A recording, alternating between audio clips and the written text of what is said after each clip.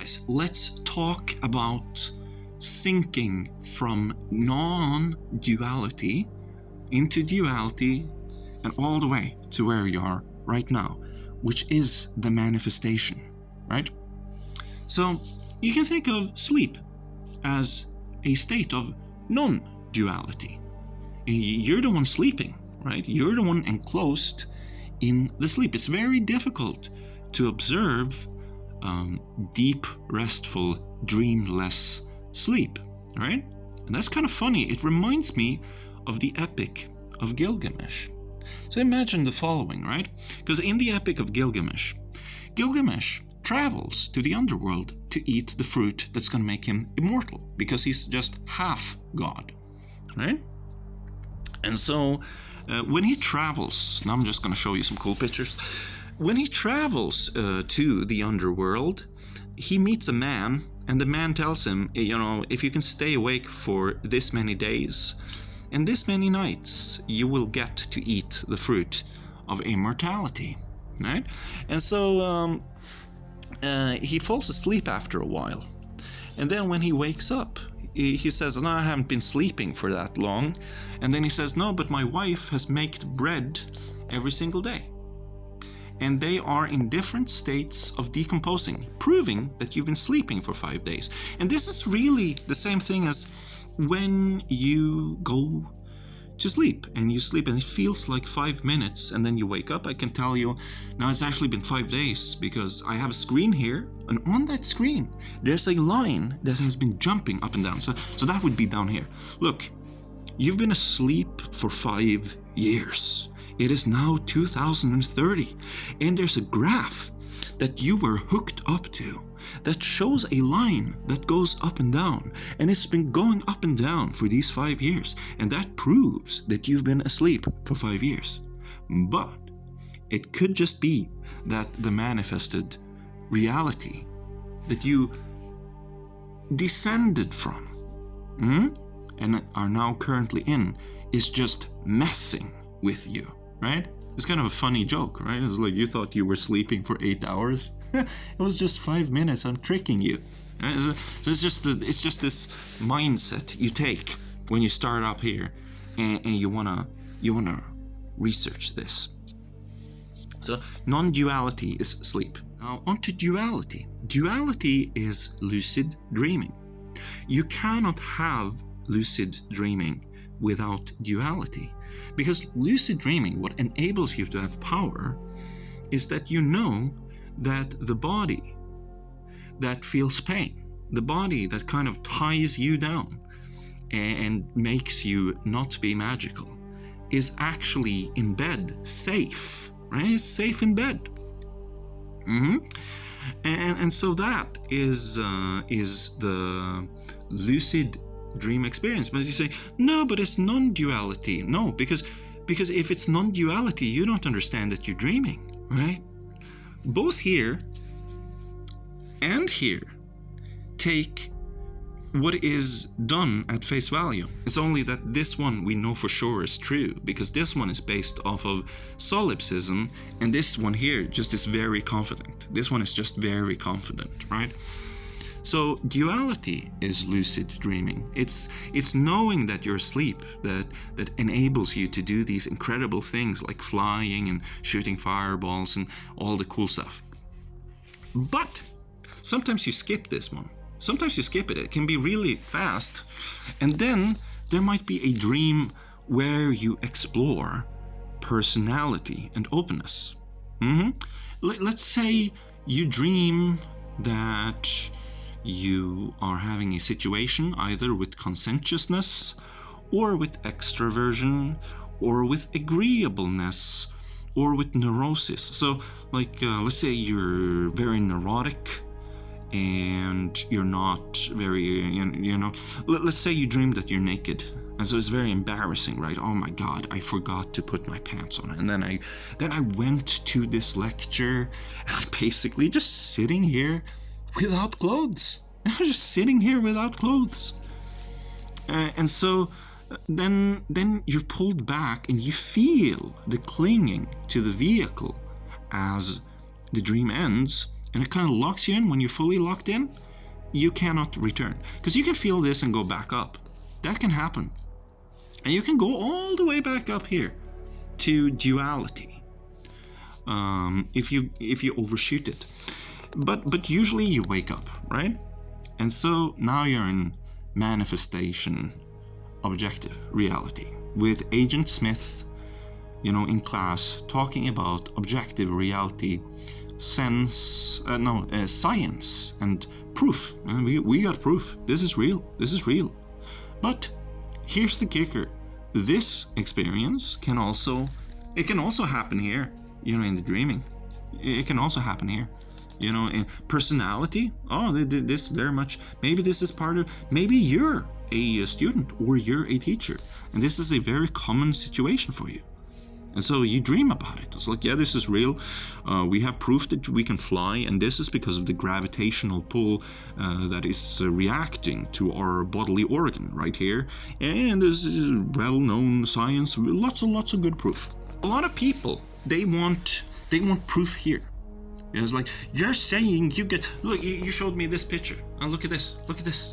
You can't do that. Look at this. You can't do that. You can't do this. Look at this. You can't do this stuff. This is not something you can do. You're lying. Because they want me to do this, right? They want me to do like be Chris Angel and do a sleight of hand. And even if I did it's like, you are doing some magic trick, you're doing a sleight of hand, and this is what we got right here. It's too late to do something now. What happens must happen here, right? It has to happen here. Now it's too late, right? Or you can get into a meditative state so you can get beyond this one, beyond the clinging to the vehicle. And you can practice that with the gateway tapes. And then we have like soft entries for those who are very, very skeptical. Yes, I believe objective reality, science and proof. That's my thing, And so that's when you bring out the Lataif, right? Because this makes sense, right? You know because of the heart. If the heart is here, right? Then because the heart is here, and the liver kind of goes like at an angle. Air of the breath is going to first fill up here, and then here, and then here, and then here, and then it's going to push your diaphragm down, right? It makes sense, right? This makes sense that the breath goes,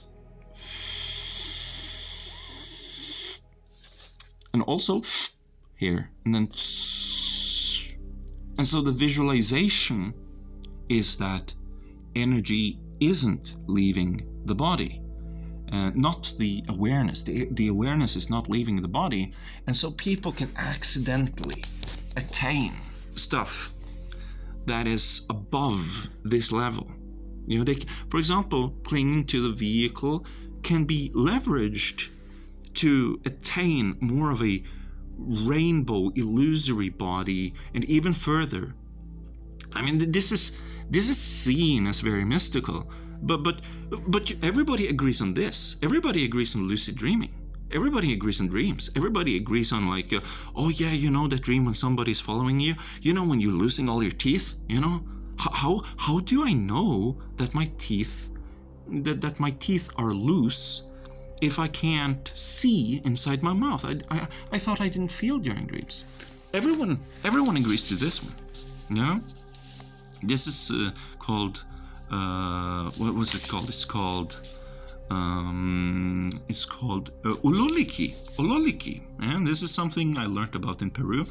I was in Peru and did a lot of interesting stuff in Peru. And what's funny about Ololiki, and also the Wachuma, yes, is that nothing happens here. Nothing is happening right here.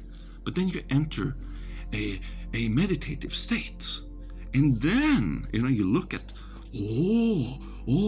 look at that beautiful light. The light coming from this light street light over here is so beautiful. It's like whoosh, oh my god, right? And this happens, and this happens.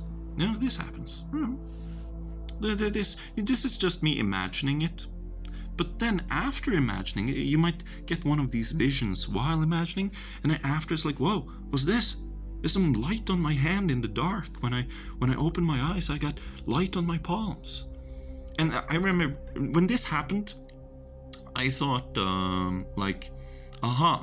I have touched like a Lego piece, maybe a ghost Lego that's glowing in the dark. I have glow in the dark paint on my hand. I must have gotten glow in the dark paint on my hand somehow, right? Because I'm assuming this manifestation reality, right? I am not assuming a mixture of clinging to the vehicle, personality, and openness to experience, and duality, and I'm not thinking like light from consciousness into this, right? Manifestation here becomes this, yeah. And you cannot stay here. Do you see that? You cannot stay here. Kicker, you cannot stay here either. You're gonna fall asleep sooner or later. You're gonna die sooner or later. You cannot stay here. So this is very interesting, right? Because here it's like, I can stay here as long as I want. This is forever. But it's like, no, it's gonna. You mean you got continuation? That's what you got, right? And so this one here, it's very nice. It's very nice if you're very like, no, I must have this first, because this can make your chest glow. This can make your chest glow. Once the chest glows, very soon your arms are going to begin to glow. And rainbow body or illusory body, whatever you can call it. I mean, it's theoretically sound. Anyways, here, this is a dream. I dreamt this. I dreamt I was on a tree in the sky with and I had never seen these kinds of housing before when I was in Peru. Never seen this, but they do have houses like this. Did they exist before I dreamt about it? And this fish, I didn't know what this fish was. I had to look it up. I think it's a special fish that is abundant in Peru that they are very aware of. And here you see the map. I dreamt this. We completely accept dream, huh? And we accept this. If not, we couldn't lucid dream, right? Because you need both this and this to lucid dream. So this is kind of like helping you get a system, because you cannot stay here. There's nowhere you stay. You cycle, right? You cycle. And so people, when they say, I've realized non-duality, it's like it's often misunderstood and misconstrued as they say that I'm here. I'm here all the time. I'm here all the time. And I was like, no. It's like you have realized this is probably a good understanding, but how? Realized how? Do you mean that you can have this every night? Every night when you go to sleep, when you go to deep delta sleep, you don't hit delta sleep and go unaware like most people. You go into this thing. Yeah, no. When you disappear inside your body and the body is doing active rest. By the way, this looks very psychedelic. It doesn't look like this. It feels like this. It feels like you're pulled inside of your body and the body is doing restorative work. Anybody can do this. How did I do this? By begging. Yeah, by begging. You can do this. And if you beg enough, the thing inside of you that's like, he's gonna wake up tomorrow at 9 o'clock. The alarm clock is gonna ring at 9. I'm gonna wake him up at 8:55 just to prove a point. This thing, that's part of you. This is part of you. Will wake. Hey, take a look at this. Hey, look at that. Yeah, I woke you up like you asked me to. So you can get this simply by begging. Like, oh, please, just one. Please. Like, I want to see what's going on. I'm curious. And if you're genuine about it and it's picked up, you will enter this. I did not do any meditation or anything.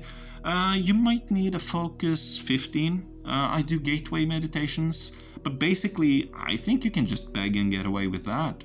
To tell you the truth, I don't think you need to have that much. You can just beg, because you don't need it to wake up at 8:55, right? So why would I need it to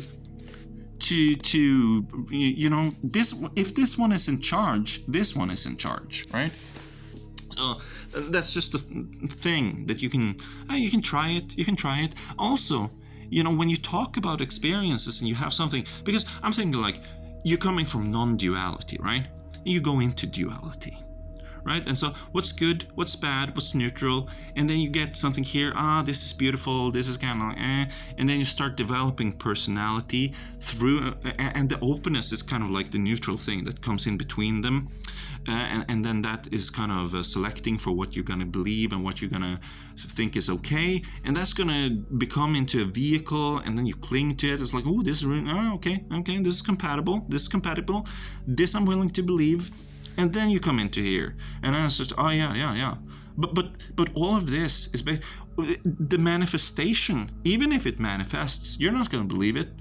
I've seen glitches in the Matrix when I was like, 13 years old. I saw a flea just fly straight, just clip through a window I saw it with my own eyes. I didn't. I'm under a miscomprehension. You know what happened? I said to myself, there was another flea on the outside of that window, and then the flea that was inside of the house flew into the window, scaring the flea on the outside, and that flew. You're not gonna. What your openness allows, and it's going to become your personality. It's going to become your clinging to a vehicle, and it's going to be how you believe things are. And that's what's going to manifest. But you're going to have glimpses here. You're going to have glitches in the Matrix. If you go into meditation and you're just in the vehicle, noticing the breath and you focus, you're going to have effects. If you go into like the role-playing stuff, you're going to have big effects. And this is a big part of this whole thing. This is a big part. Like, if you don't have openness to experience, you will never do this. You will never do this without the openness to the experience. You will never even try this. You will never try this. I mean, it's so important, right? So important. But here's something weird. They're totally on board with dreams, because the dreaming is so nerfed. When you wake up, this stage, the clinging to the vehicle, is so strong that you usually forget. And so there's dreams. Is it mystic? Yeah. It's actually very mystic. How strong this thing is just super strong. And so yeah, that's something to think about. But remember the whole structure. Yeah, it gives you pointers, and it allows you to talk, and it follows logical sense. Non-duality into like good and bad, neutral goes into openness to experience goes into the other personality traits. So here you have conscientiousness. I gotta do this, I'm a goal-getter. And then on the other hand, you have like, I'm very agreeable, it's the same for me, come here and eat with me, I got some food. And then you have like very social, and then you have not so like neurotic, very neurotic. So of course female traits is agreeable and being social. Women are very social, girls are very social. Boys are usually conscientiousness, goal-getters, and there's like, oh my god, doom and gloom, very complicated, very male, very masculine typically, and just typically, right, archetypical. And then it's the clinging to the form, to the vehicle, that is deteriorating, it's like this experience, this manifestation is going to end, probably going to go straight back up into this, and the whole process keeps on repeating. So we want to get to know this. We want to create good by default from here into here. It's going to be good. That's what we want.